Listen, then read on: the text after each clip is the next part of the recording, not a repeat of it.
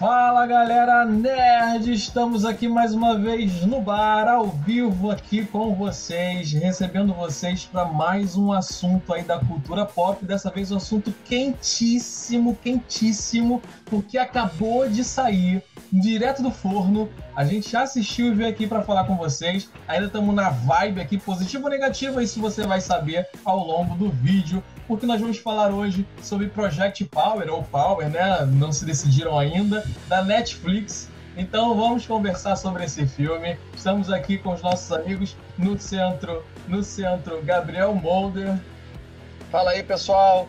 Se eu pudesse ter um poder, eu acho que eu gostaria de ter um teletransporte. Olha, foi um poder que, né, é um poder bom. Eu já escolhi esse poder. Em um momento da minha vida eu escolhi esse poder. E lá na ponta nós temos o Mano Misa. Fala, Misa. E aí, galera? Se eu pudesse ter um poder, cara...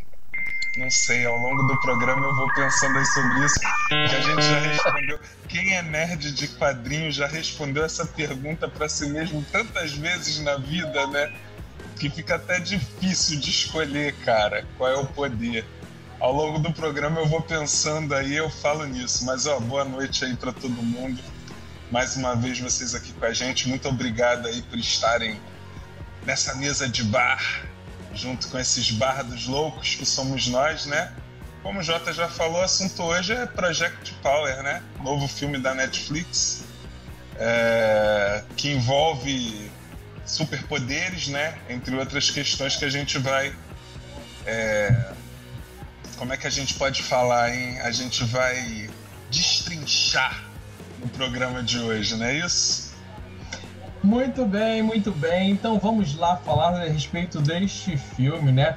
Lembrando que se você quiser saber os detalhes técnicos com mais profundidade sobre os atores, o que cada um fez, sobre o diretor, produção do filme, a gente tem um vídeo já gravado aqui, um vídeo de 7 minutinhos e pouco, falando sobre esse filme com base no trailer, né? E na produção aí que a gente trouxe informações. Então aqui a gente não vai perder tempo falando sobre essas coisas, vamos falar diretamente do filme. Se quiser, procura na nossa grade lá nos vídeos, você vai achar esse vídeo, assiste, que é muito interessante.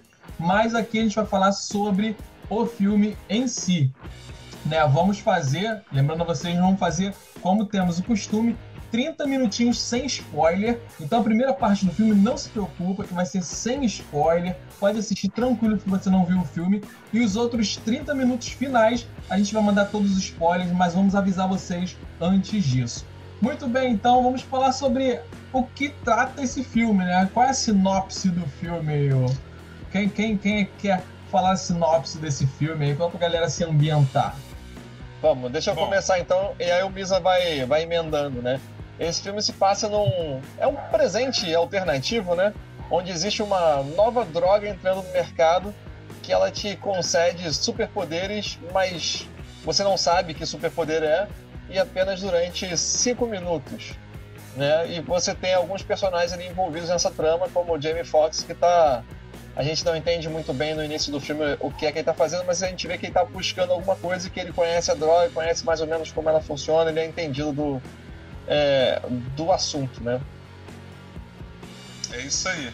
É interessante, não é exatamente uma ideia 100% nova, né? Para quem está acostumado com esse mundo de quadrinhos, de super-heróis, a gente já viu esse tema ser abordado antes, mas a forma que o filme abordou é que é em diversos aspectos diferentes. Até essa questão de serem apenas 5 minutos lembra muito aquele anime, Jota, que eu adoro, o Tiger and Bunny, que eu não sei se você lembra, que o personagem principal ele tinha poderes apenas por 10 minutos, não estimulado por drogas, né? E se a gente for parar bem para pensar, né, piadinha interna de quem gosta de revista em quadrinhos, talvez um dos primeiros drogados dos quadrinhos foi o próprio Capitão América, né, cara? Era o primeiro... As pessoas dão isso aí ao Bane, o lance de tomar esteroide, anabolizante, mas o primeiro que a gente sabe que era lá fraquinho e mirrado, como eles mesmos falavam nas sinopses das revistas do Capitão América, né? o franzino e mirrado Steve Rogers tomou lá um composto, tomou uma deca na veia e virou o bombadão Capitão América, né? E de lá pra cá tem vários personagens que fazem isso aí. Eu acho que outro que atualmente está meio esquecido, mas que também é bem representativo disso, é o próprio Popeye, né, galera? Popeye é outro que tava lá, era fraquinho e tal, tava apanhando do Brutus, aí ele ia lá, espremia a lata de espinafre, comia o espinafre, meu irmão, eu não quero nem saber o que tinha nesse espinafre, entendeu? Eu não quero nem saber, porque até os músculos do cara inchavam, só que não inchava o braço todo não, inchava só o antebraço aqui, né, gente? Era uma coisa muito louca. Esse filme é dirigido por Henry Just e Ariel Schulman, né, são os diretores do filme. E é produzido por Eric Newman. E ele tem um elenco, assim, acho que o ponto forte e atrativo desse filme é justamente o elenco. É um elenco muito bom mesmo, um elenco de primeira. E assim, às vezes me surpreende como a Netflix consegue trazer um elenco de cinema, né, que ganhou o Oscar, para um filme original Netflix ali, né? Um filme distribuído no streaming. A gente tem aí, como vocês podem ver, o Jamie Foxx, que é um ator vencedor de Oscar. O cara ganhou o Oscar por interpretando o Ray, né? Ray Charles, né? No filme Ray. E tá aqui brilhando nesse filme como um grande protagonista, talvez, desse filme, né? Ou pelo menos um dos 3 grandes protagonistas, né? Acho que ele concorreu também lá pelo Django, né? Acho que chegou a concorrer. Só não levou a estatueta. E esse aí que vocês estão vendo, esse aí é o meu queridinho, né? Do meu coração, cara. Sou mega fã desse ator.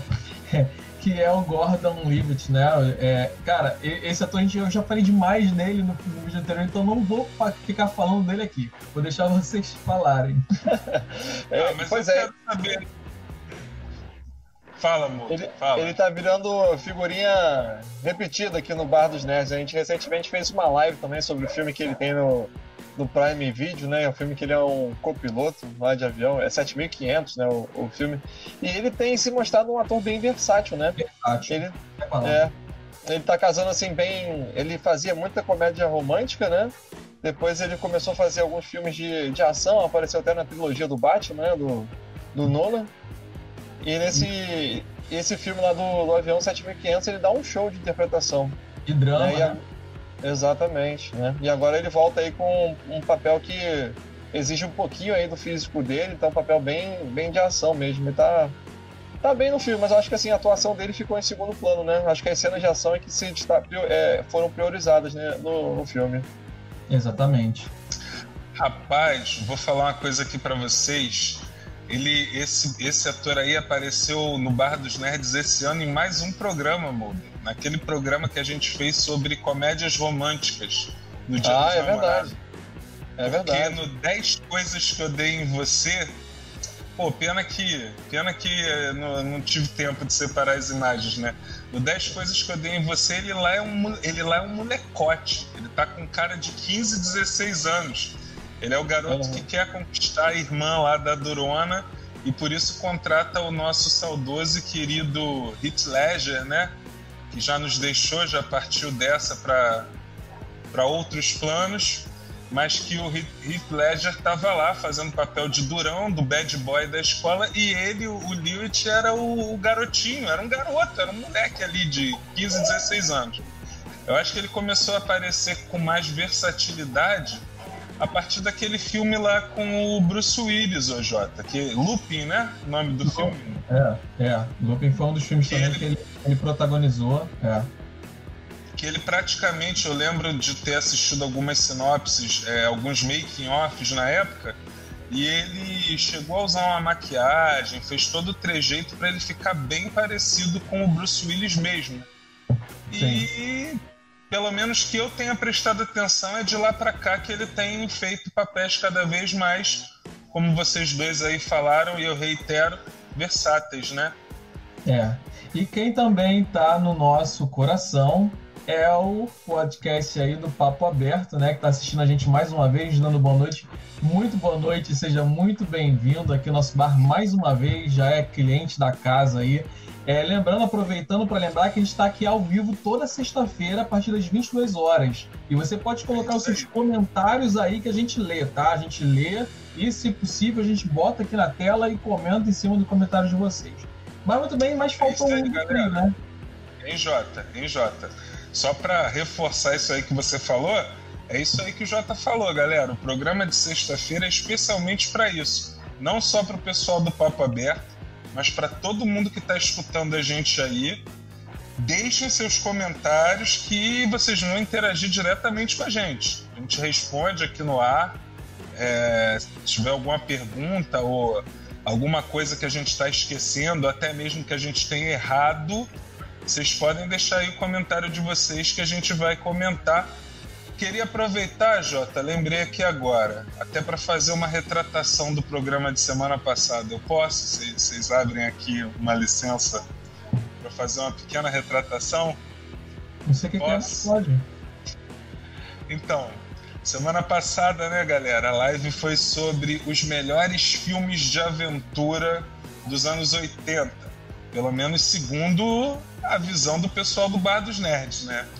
E aí eu tive um pequeno problema técnico, eu caí no momento e quando eu voltei o Mulder estava lá fazendo um comentário de que a gente nunca sabia qual era a profissão do Indiana Jones. Lá na hora eu discordei do Mulder, eu falei, que isso, Mulder, você tá maluco? Ele era arqueólogo, antropólogo? Mas aí depois eu fui pensando direitinho, o Mulder estava coberto de razão, gente. Porque na década de 80 nós todos aqui estávamos usando fraldas aí, entendeu? Na década de 80 nós éramos molecotes. Então a gente só começava a prestar atenção no filme do Indiana Jones quando entravam as cenas de ação. A gente precisou assistir umas 5 ou 6 vezes para poder prestar atenção no início e falar assim, então é isso que esse cara faz da vida.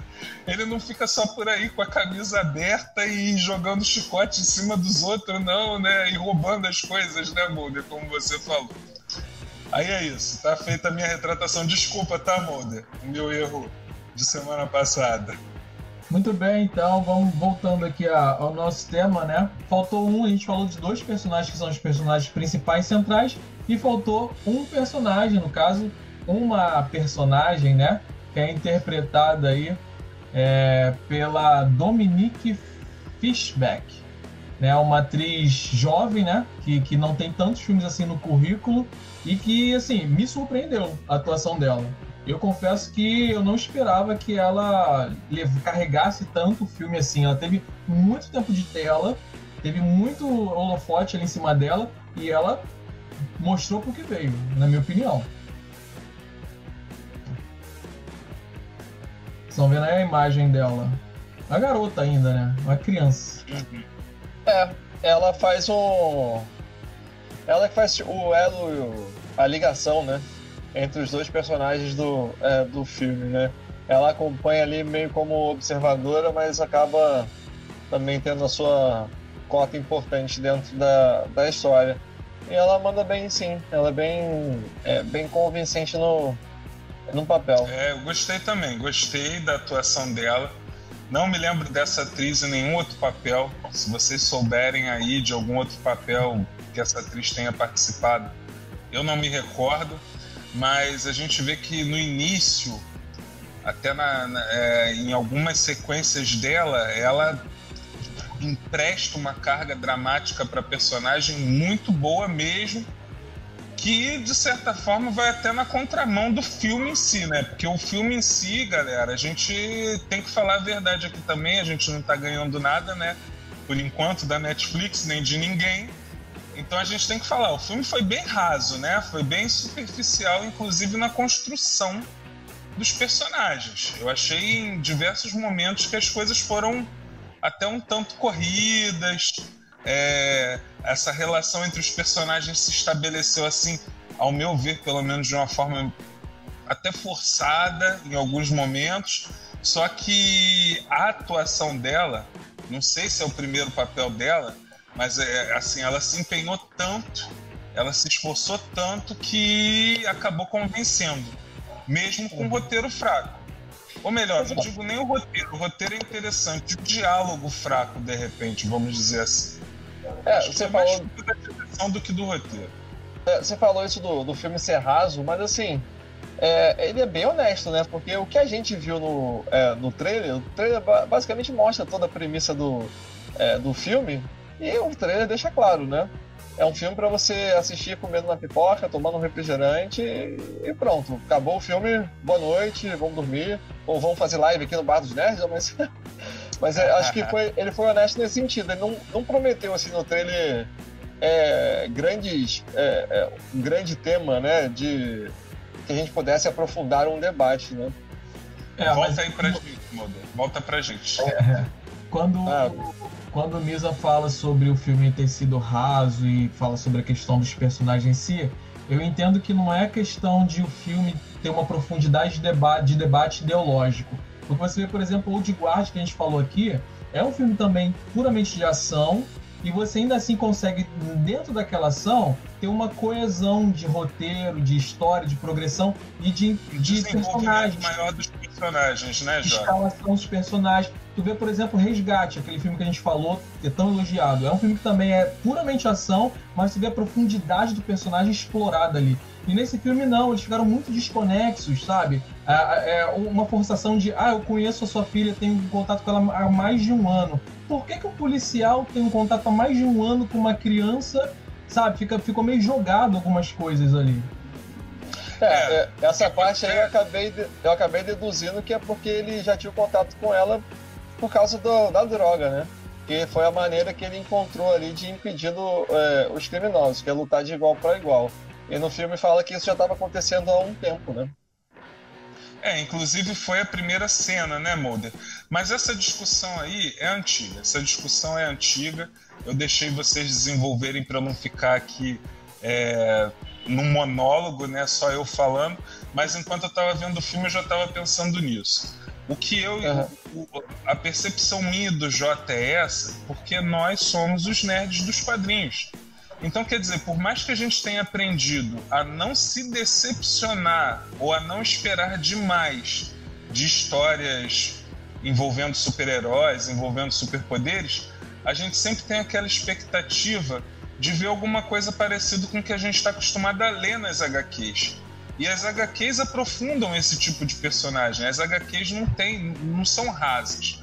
É que, na realidade, eu tô percebendo que o cinema em si, ou melhor, os filmes, né, a sétima arte, aprendeu a interpretar a nona arte, que são os quadrinhos, de uma forma superficial, que não é o que a gente está acostumado quem vai lá na fonte, entendeu? Quem vai lá ler. Então, quer dizer, e o Jota deu dois bons exemplos, porque eu acho que realmente gostei, tá? Eu não tô... Bom, não, vamos guardar pro final da meia hora, né? Sem spoiler, para dizer se a gente gostou ou não. Mas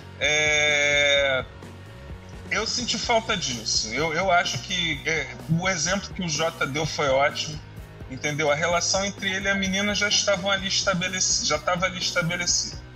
Só que na realidade ela era meio que só a traficante dele. Então por que ele era amigo dela? Por que ele gostava dela? Por que ele dava...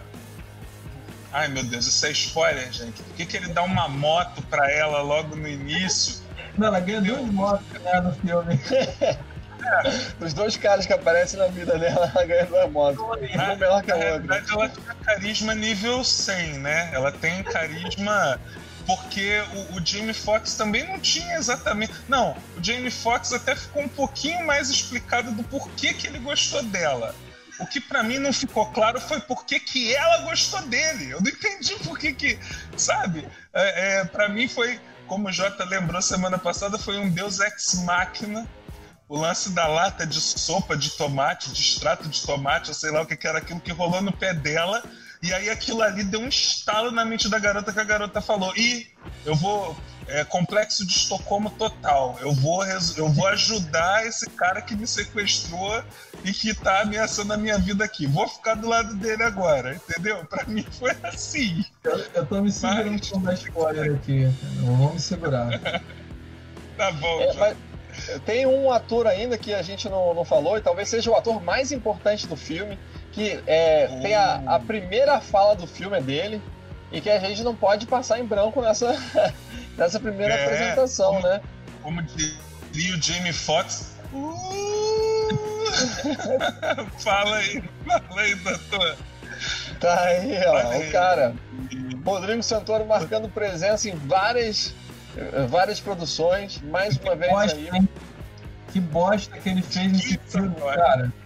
Ele foi totalmente subestimado, fez um personagem totalmente, assim, caricato, extremamente caricato, aquele vilão bandido que você vê no desenho animado e não teve importância nenhuma, e um fim, eu não vou dizer qual foi, mas pior ainda, entendeu? Então, assim, pra mim, ele tá nesse filme ou não ia fazer a menor diferença pro filme. Pô, tá pegando pesado com o Diguinho, hein, ô Jota? Olha lá. Pô, não, é culpa do roteirista. Ele é amigo do Geladeiro, hein? Cuidado. Aí é o Rodriguinho, pô. Era o melhor chat. Era melhor. Cara, por mais crítica que ele recebeu, ele tava melhor em chat. Mas isso, o personagem dele realmente muito mal desenvolvido no filme, né? Porque ele aparece ali metendo uma bronca e você fala, pô, maneiro, vai ser o cara malvadão, vai ser o cara sinistro. E no final ele é mó bandidinho de meia tigela, né? Que não faz nada. Mas não faz nada. Mas vem cá, mas isso aí também não entra uma questão da gente ter criado expectativas em torno da participação do Rodrigo Santoro no filme? Porque sim, ele foi um bandidinho meia tigela, mas como geralmente são esses bandidinhos que aparecem nesse tipo de filme, né? Eu acho que na realidade, se a gente parar pra pensar, ele teve mais falas nesse filme do que eu já vi ele ter em qualquer outro filme americano aí. É porque ele melhorou o inglês dele, né, ao passar do filme. Com certeza teve mais falas do que no filme das Panteras. E como é que é, Mulder? Como é que é? Fala de com certeza ele teve mais falas do que no filme das Panteras. Cara. Mas, cara, olha só, o problema não foi a gente ter criado expectativa. O trailer nos passou uma expectativa errônea. Passou como se ele fosse o vilão do filme, né? O trailer você olhava, o cara é o vilão. E não era. Na verdade, é uma coisa que eu falo. O protagonismo desse filme, na minha opinião, é um dos grandes problemas do filme. Porque você não tem um protagonista definido. Uma hora é ele, aí passa para aquela mulher que tá lá no controle das drogas, aí passa pelos bandidos, e ninguém se estabelece como um vilão, para ter uma escalada antagonista, né? E fica confundido, jogado ali. Exato. Verdade. Você não tem um foco ali em quem é que tá por trás disso. Então, assim, o Rodrigo Santoro é apresentado... não sei nem se vocês sabem o nome dele no filme, né? Mas parece que o nome dele é Big. Big. Nem ficou na minha mente o nome dele no filme, de tão descartável que ele foi. Agora eu entendi, na meia hora dos spoilers a gente conversa aí sobre por que talvez o nome dele fosse Big, né? É verdade, mas Big. Olha só, só que olha só, tem um detalhe, né, galera? Na realidade, para mim, os únicos dois personagens bem desenvolvidos foi o do Jamie Foxx e o da menina. O Gordon Levitt estava bem desenvolvido. Até o nome dele é caricato, né? Até o nome. Não gastaram pra pensar nem no nome. Mas eu vou falar pra vocês duas coisas. Eu gostei do visual que ele criou. Que, aliás, a única coisa que, na minha opinião, tem nota 10 no filme é o visual. Por isso que eu perguntei pra vocês se esse diretor é um diretor oriundo de videoclipes. E eu gostei, assim, da caracterização do Rodrigo Santoro, porque a gente está acostumado a ver o Rodrigo Santoro de galã, né? A gente sabe que ele é um cara que tem um porte físico, um porte atlético, e ele se empenha nos papéis. De repente, lá nos Estados Unidos, ele não tem esse valor. Mas para nós aqui brasileiros, que a gente sabe que ele já fez Bicho de Sete Cabeças, esqueci o nome daquele outro filme lá dos nordestinos, que eram duas famílias que viviam se vingando, mas enfim, para quem conhece os bons trabalhos do Rodrigo Santoro, até aquele Carandiru, em que ele vive lá um travesti, né? A gente sabe que ele se empenha. Melhor interpretação do Rodrigo Santoro. Aí, viu? Isso aí que o Geladeira tá dizendo. Então, a gente sabe que ele se empenha. E nesse personagem ele se empenhou de novo. Porque se vocês repararem, ele não tem nenhuma... Ele relaxou a postura dele para não parecer tão atlético. Para parecer mais largadão, entendeu? E tem mais alguma coisa para falar sobre o elenco, Jota? Porque aí quando eu tiver a oportunidade, eu quero falar sobre o visual do filme. Você estava falando, levantou uma questão que é interessante, que no elenco realmente quem recebeu protagonismo foi o Jamie Foxx e a garota, né, que a gente está comentando aqui. E até o próprio Gordon Levitt ficou ofuscado, né? Ele apareceu poucas vezes, não tem nenhum desenvolvimento na trama de passar, nada de história dele. Ele só aparecia para dar certo. Eu não acho que ele ficou... eu não acho que ele apareceu pouco. Eu acho que ele teve até boas cenas, teve cenas interessantes. O personagem não teve, foi desenvolvimento mesmo. É o que você tá falando, a gente não sabe por que ele gostava da garota, não teve nada que indicasse o porquê que ele gostava da garota, a gente não sabe por que ele era, entre aspas, assim, o único policial honesto e determinado a fazer o certo dentro do filme, a gente não sabe disso, a gente não sabe por que ele tinha aquela coisa, isso tem algum nome na psicologia, Mulder? É essa síndrome de protetor, que até mesmo em um determinado momento ele fala, o Jamie Foxx vira pra ele e fala, essa briga não é sua. E aí ele vira e fala, mas essa cidade é minha e eu não vou deixar eles fazerem o que quiserem. E fica meio que uma fala solta, fica aquele vilão lá. Isso na psicologia. Fala, Mulder. Na psicologia se chama megalomania. Minha cidade? Que papo é esse, cara? Só aceita esse desenvolvimento se disser que é o mesmo personagem de Batman, aquele policial que ele fez o Robin, que é a unidade. Aí faz todo sentido. É verdade, aí faz sentido. Mas olha só, o filme, ele perde tempo com umas coisas, repetindo a mesma informação, e aí ele não aprofunda, por exemplo, a história desse personagem. Eles contaram, sei lá, umas 3 vezes a questão da droga, você não poder escolher o poder. O Rodrigo Santoro fala no início, lá no meio do caminho a menina que é traficante fala pros garotos, o garoto fala que quer sair escalando parede, que nem o Homem-Aranha, né?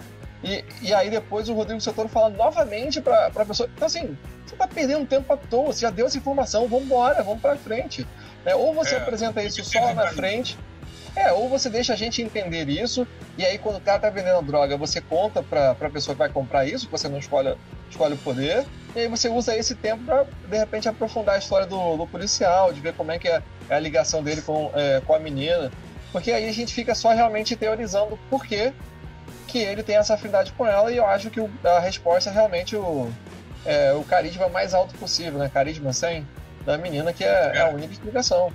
Eu quero só reforçar aqui, antes de a gente entrar nos spoilers, que não é um filme de super-herói, não é, isso é puro marketing para vender, não é filme de super-herói, ele não é super-herói, ninguém que tem superpoderes ali é super-herói, é um filme de resgate, é um filme de vingança, é um filme de tentar controlar a cidade, lutar contra aquelas pessoas, mas não é super-herói, ele tá fazendo movido para pegar a filha dele.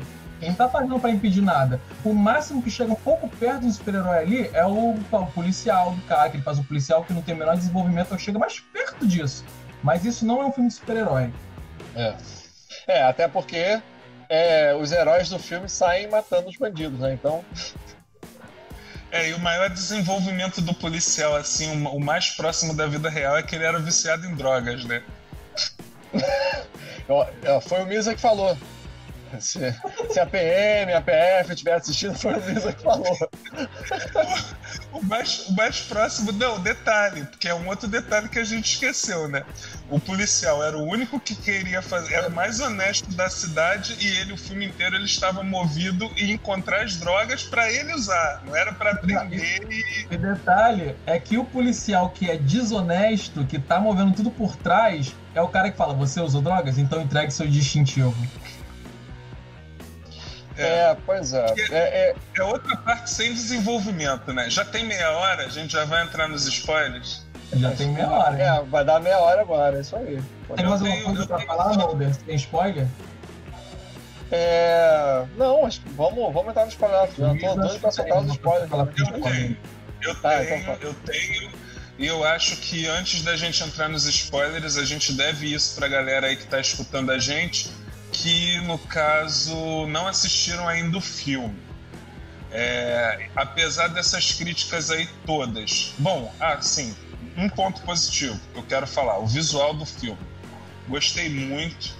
Eu percebi assim que eles deram muita atenção aos detalhes. Isso aí, a cápsula em si já era muito bonita. Essa saturação de cores eu achei muito maneiro. O Jota, que é cineasta, ele de repente sabe explicar melhor aí essa parte da saturação de cores que eu achei que ficou bem interessante, né? Tem alguma coisa para falar disso? Sim. Isso, bom você ter lembrado disso, porque era uma coisa que eu ia comentar antes sem spoiler. Um dos pontos altos do filme é justamente os recursos visuais, tanto os efeitos especiais quanto as cores do filme. Isso porque são cineastas jovens, estão muito focados na tendência atual. Então você vê muita saturação de cores. Ali nas partes escuras eles colocam o amarelo, colocam o verde. E isso dá um contraste muito bonito pro filme. As cores são muito bem saturadas. A própria pílula, como você estava falando, como a gente tem em destaque, né? Então, assim, isso ficou muito interessante. Cara, é um filme de 85 milhões de dólares. Então, assim, eles gastaram muito com esse filme. E o resultado ficou muito bonito. É um orçamento alto? É um orçamento... Para um streaming, para um streaming é. Então, assim, eles investiram bem no filme. Esse orçamento, esse roteiro, ele foi desenvolvido em 2017, ele foi adquirido pela Netflix numa disputa de leilão. A Netflix comprou em 2017 e está desde então desenvolvendo esse filme. Que coisa! Então, e eu, pelo menos no início, eu não sei se depois a minha vista se acostumou, mas no início eu percebi assim que eles tiveram muita atenção nos detalhes, como por exemplo, numa das primeiras cenas de ação, que depois na parte de spoiler a gente pode voltar para isso, mas que tinham vários grafites. Outra coisa interessante, né? O filme se passa em Nova Orleans, e eu geralmente adoro os filmes que se passam em Nova Orleans. Pode-se dizer praticamente que é o Rio de Janeiro dos Estados Unidos, né? New Orleans. E é difícil ver um filme que eles escolhem Nova Orleans como cenário que não seja um filme interessante, dependente da temática. E aí tinham vários grafites, tinham uns grafites muito bonitos nas paredes. Eu acho que, bom, eu vou deixar até para a parte do spoiler para voltar para isso, mas, por exemplo, naquela hora que a mãe entra e fala assim para a filha, você está atrasada. E eles não perdem tempo com a garota olhando para o relógio, eles simplesmente colocam a garota em segundo plano e o relógio, a hora está bem em evidência ali no relógio, 9h59, entendeu? Então achei bem interessante. E aí, se a gente entrar para os spoilers, eu continuo falando sobre isso, que tem uma outra cena que me chamou a atenção. Então vamos só avisar, né? Só para não deixar o pessoal pegar o pessoal de surpresa. Pessoal, agora a gente vai entrar nos spoilers do filme. Então, se você não quer spoiler, vai lá assistir, porque eu sei que já ficou com vontade ouvindo a gente aqui. Vai lá assistir o filme, depois assiste o vídeo, porque vai ficar gravado aqui. Volta para assistir os outros 30 minutos.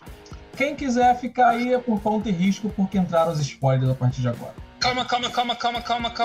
João Kleber, não saiam ainda da sala. Vocês que não assistiram, apesar de tudo isso... Não fecha pra mim não, que eu vou perguntar pra vocês dois. Eu vou perguntar pra vocês dois. Apesar de todas as críticas que a gente fez aqui, Jota, gostou do filme?